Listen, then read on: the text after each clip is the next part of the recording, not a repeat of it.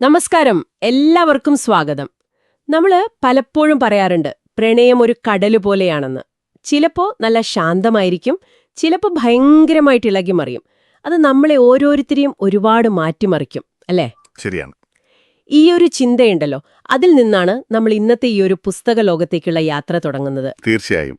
നമ്മളിന്ന് സംസാരിക്കാൻ എടുത്തിരിക്കുന്നത് നസീഫ് കലയത്ത് എഴുതിയ ഖദീജ, പ്രണയത്തിന്റെ മൈലാഞ്ചി മണമുള്ള ഒരു കഥ എന്ന പുസ്തകത്തെക്കുറിച്ചുള്ള ചില നിരൂപണ ശകലങ്ങളും അതുമായി ബന്ധപ്പെട്ട ചില ചിന്തകളുമാണ്. അതെ, നമ്മുടെ കയ്യിൽ പ്രധാനമായും പുസ്തകത്തെക്കുറിച്ചുള്ള ചില വിശകലനങ്ങളുണ്ട്. ഇന്ന് എന്താ ചെയ്യാൻ പോകുന്നതെന്ന് വെച്ചാൽ, ഈ കിട്ടിയ നിരൂപണങ്ങളും കുറിപ്പുകളും ഒക്കെ വെച്ചിട്ട് ഖദീജ എന്ന പുസ്തകം ശരിക്കും പ്രണയത്തെക്കുറിച്ചും അതുപോലെ ജീവിതത്തെക്കുറിച്ചും എന്താണ് പറയുന്നത്, അതിന്റെ ഒരു കാതൽ എന്താണ് എന്നൊക്കെ ഒന്ന് ആഴത്തിൽ നോക്കാനാണ് ശ്രമിക്കുന്നത്. ശരിയാണ്. വെറുമൊരു കഥ ചുരുക്കി പറയുക എന്നതിനേക്കാൾ ഈ പുസ്തകം ആളുകളുടെ ചിന്തയെ എങ്ങനെ സ്വാധീനിച്ചു എന്ന് ഈ നിരൂപണങ്ങളിലൂടെ മനസ്സിലാക്കാനാണ് നമ്മൾ ശ്രമിക്കുന്നത്. അതെ, അപ്പം നമുക്ക് പുസ്തകത്തിലേക്ക് തന്നെ വരാം. ഖദീജ, പ്രണയത്തിന്റെ മൈലാഞ്ചി മണമുള്ള ഒരു കഥ. എഴുതിയത് നസീഫ് കലയത്ത്. ഇതിന്റെ ഒരു അടിസ്ഥാന ആശയം, പല നിരൂപണങ്ങളിലും എടുത്തു പറയുന്നൊരു കാര്യം, പ്രണയത്തിനൊരാളെ നല്ല രീതിയിലും സ്വാധീനിക്കാൻ പറ്റും, ചിലപ്പോ മോശം അവസ്ഥകളിലേക്കും കൊണ്ടെത്തിക്കാൻ പറ്റും എന്നൊരു ചിന്തയാണ്. ശരിയാണ്. അപ്പോ ഇത് വെറുമൊരു ലവ് സ്റ്റോറി എന്നതിനപ്പുറം ജീവിതത്തിന്റെ പല ഭാഗങ്ങളെയും തൊട്ടുപോകുന്ന ഒന്നാണെന്നാണ് പൊതുവെ ഉള്ളൊരു വിലയിരുത്തൽ. അതെ, അത് വായിച്ചപ്പോൾ എനിക്കും തോന്നി, ഇത് പ്രണയകഥ എന്ന് മാത്രം പറയാൻ പറ്റില്ല. കഥയിലെ പ്രധാന കഥാപാത്രം അബൂക്കയാണെന്ന് വ്യക്തമാണല്ലോ. അദ്ദേഹത്തിന്റെ ജീവിതത്തിൽ പ്രധാനപ്പെട്ട രണ്ട് സ്ത്രീകളുണ്ട്, ആയിഷയും ഖദീജയും. അതെ, ഈ രണ്ട് പ്രണയാനുഭവങ്ങളാണ് കഥയുടെ ഒരു നട്ടെല്ലെന്ന് പറയാം. ഈ രണ്ട് അനുഭവങ്ങളും പക്ഷേ വളരെ വ്യത്യസ്തമാണെന്ന് നിരൂപണങ്ങൾ പറയുന്നുണ്ടല്ലേ? തീർച്ചയായും. ഒന്ന് നഷ്ടപ്പെട്ടു പോയതിൻ്റെ ഒരു വേദനയാണെങ്കിൽ മറ്റതൊരു കണ്ടെത്തലാണ്, ഒരു പൂർണ്ണതയാണ്, ഒരു സാന്ത്വനം പോലെ. നമുക്ക് ആയിഷയിൽ നിന്ന് തുടങ്ങാം. തുടങ്ങാം. ആയിഷയെക്കുറിച്ച് പറയുമ്പോൾ നിരൂപണങ്ങളിലെ ചില വാക്കുകൾ ശ്രദ്ധിച്ചു. പറയാതെയും അറിയാതെയും ഹൃദയത്തോട് ചേർത്ത് വെച്ച പ്രണയം എന്ന്. പിന്നെ മയിൽപീലി പോലെ നെഞ്ചോട് ചേർത്ത് സൂക്ഷിച്ചതെന്നും ഒരിടത്ത് കണ്ടു. ഈ വാക്കുകൾ തന്നെ ആ പ്രണയത്തിന്റെ ഒരു ആഴം അല്ലെങ്കിൽ ഒരു നിഗൂഢത പറയുന്നുണ്ടല്ലേ? ശരിയാണ്.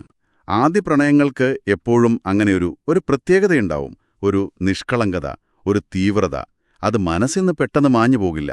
പക്ഷേ നിരൂപണങ്ങൾ പറയുന്നത് പോലെ അബൂക്കയുടെ കാര്യത്തിൽ ഇത് നഷ്ടങ്ങളുടെ കണക്ക് പുസ്തകത്തിലെ ആദ്യത്തെ താളായി മാറുകയാണ്. ഒരു നിരൂപകൻ പറയുന്നത് ആയിഷയെക്കുറിച്ചുള്ള ഓർമ്മ അബൂക്കയുടെ മനസ്സിലൊരു പഴയ ഫോട്ടോ പോലെയാണ്. നിറമൊക്കെ മങ്ങിത്തുടങ്ങിയിട്ടുണ്ടാവാം, പക്ഷേ ആ ചിത്രം പൂർണ്ണമായിട്ടങ്ങ് മാഞ്ഞു പോകുന്നില്ല. അതൊരു വേദനയാണ്, പക്ഷേ അതിലൊരു മധുരം കൂടിയുണ്ട്, ഒരു മധുരമുള്ള നൊമ്പരം.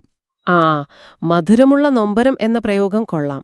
നഷ്ടപ്പെട്ടു പോയെങ്കിലും പൂർണ്ണമായിട്ട് വെറുക്കാൻ പറ്റാത്ത ഒന്ന്.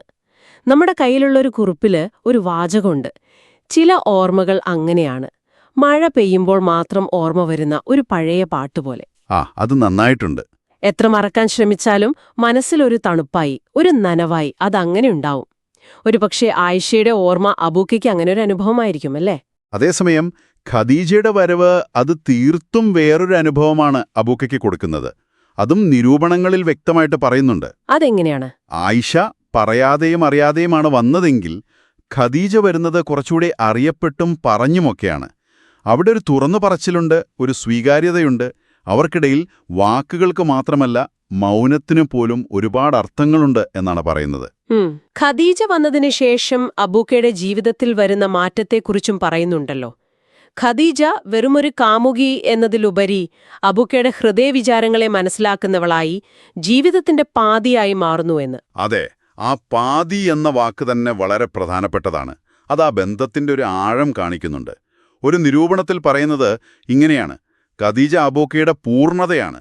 ആയിഷയുടെ ഓർമ്മ കൊടുത്ത ആ ഒരു ശൂന്യതയുണ്ടല്ലോ, അത് ഖദീജയുടെ സാമീപ്യം കൊണ്ട് നിറയുകയാണ്. ശരി. അവൾക്ക് അബൂക്കയുടെ ചിന്തകൾ വായിക്കാൻ പറ്റുന്നുണ്ട്, മൗനങ്ങളെ ഭാഷയാക്കാൻ പറ്റുന്നുണ്ട്. അവരുടെ ബന്ധം, അതായത് പരസ്പരം പൂരിപ്പിക്കുന്ന ഒന്നാണ്. അതൊരു പ്രണയം മാത്രമല്ല, ഒരുമിച്ചുള്ളൊരു ജീവിതയാത്രയാണ്.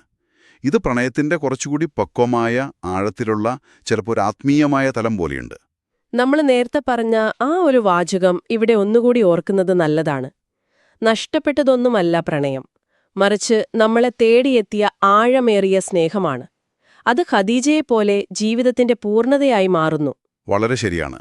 അപ്പോ ആയിഷ ഒരു നഷ്ടബോധത്തിന്റെ പ്രതീകമാവുമ്പോ ഖദീജ ഒരു കണ്ടെത്തലിന്റെ, ഒരു ആശ്വാസത്തിന്റെ പ്രതീകമാവുന്നു.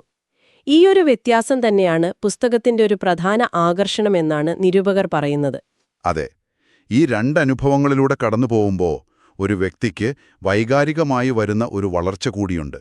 ആദ്യ പ്രണയത്തിന്റെ ആ തീവ്രതയിൽ നിന്ന് കുറച്ചുകൂടി പക്വതയും പരസ്പര ധാരണയുമുള്ള ഒരു ബന്ധത്തിലേക്ക് അബൂക്ക മാറുന്നുണ്ട്. അതും പുസ്തകം പറയുന്നുണ്ട്. ഇനി നമുക്ക് എഴുത്തിന്റെ രീതിയെക്കുറിച്ച് സംസാരിക്കാം.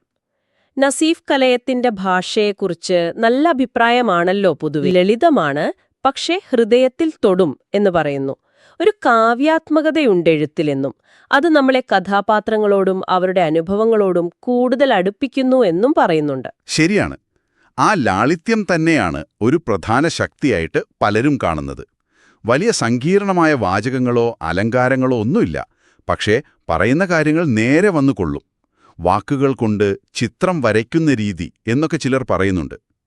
ചെറിയ ചെറിയ വാചകങ്ങളിലൂടെ വലിയ അർത്ഥങ്ങൾ പറയാൻ പറ്റുന്നുണ്ട് എഴുത്തുകാരന്.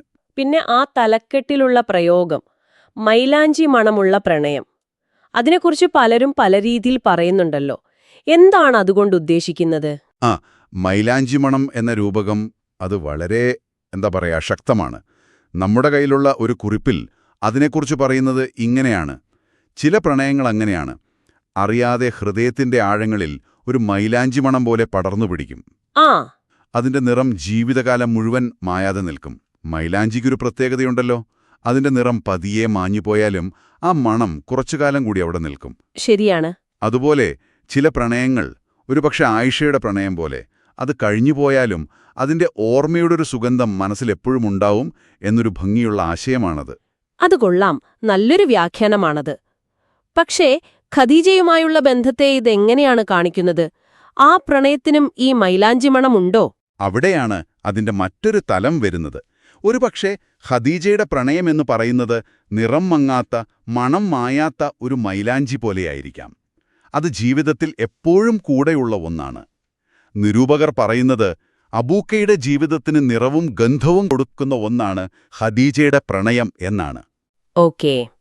അപ്പോ ആയിഷയുടെ ഓർമ്മ മായാത്ത മണമാണെങ്കിൽ ഖദീജയുടെ പ്രണയം മായാത്ത നിറവും മണവുമാണ്. അങ്ങനെയും ഒരു വായന സാധ്യമാണ്. വാക്കുകളില്ലാതെ ഹൃദയങ്ങൾ സംസാരിക്കുന്നതിനെക്കുറിച്ചും പുസ്തകത്തിൽ പറയുന്നുണ്ടെന്ന് കേട്ടല്ലോ. ചില ഹൃദയങ്ങൾ തമ്മിൽ സംവദിക്കാൻ വാക്കുകൾ ആവശ്യമില്ല എന്നൊരു വരി കണ്ടു. അതെ, മൗനവും നിശ്വാസവും പോലും പ്രണയത്തിന്റെ ഒരു പുഴയായി ഒഴുകി നീങ്ങും എന്നും പറയുന്നുണ്ട്. ഇത് പ്രധാനമായും ഖദീജയും അബൂക്കയും തമ്മിലുള്ള ആ ഒരു ആത്മബന്ധത്തെയാണ് കാണിക്കുന്നത്. ശരിക്കുമുള്ള സ്നേഹബന്ധങ്ങളിൽ വാക്കുകൾക്കപ്പുറത്തുള്ള ഒരു കമ്മ്യൂണിക്കേഷൻ നടക്കും. പരസ്പരം അത്രയ്ക്ക് മനസ്സിലാക്കുന്നവർക്ക് ചിലപ്പോൾ ഒരു നോട്ടം മതിയാവും, അല്ലെങ്കിൽ ഒരു മൗനം മതിയാവും കാര്യങ്ങൾ കൈമാറാൻ. ആ ഒരു സൂക്ഷ്മമായ കാര്യം എഴുത്തുകാരൻ നന്നായിട്ട് പിടിച്ചെടുത്തിട്ടുണ്ട് എന്നാണ് നിരൂപകർ പറയുന്നത്. അത് വായനക്കാരൻ ആ ബന്ധത്തിന്റെ ആഴം ഒന്നുകൂടി ഫീൽ ചെയ്യിക്കും. അപ്പോ ഈ ചർച്ചകളൊക്കെ കേൾക്കുമ്പോൾ ഒരു കാര്യം വ്യക്തമാണ്. ഖദീജ വെറും ഒരു പ്രണയകഥ മാത്രമല്ല. പ്രണയത്തിനപ്പുറം ജീവിതത്തിലെ വേറെയും ഒരുപാട് കാര്യങ്ങൾ പറയുന്നുണ്ട്, അല്ലേ? തീർച്ചയായും. അതാണ് ഈ പുസ്തകത്തെ കൂടുതൽ ആഴമുള്ളതാക്കുന്നത്. നിരൂപണങ്ങളെല്ലാം ഒരുപോലെ പറയുന്ന കാര്യമാണത്.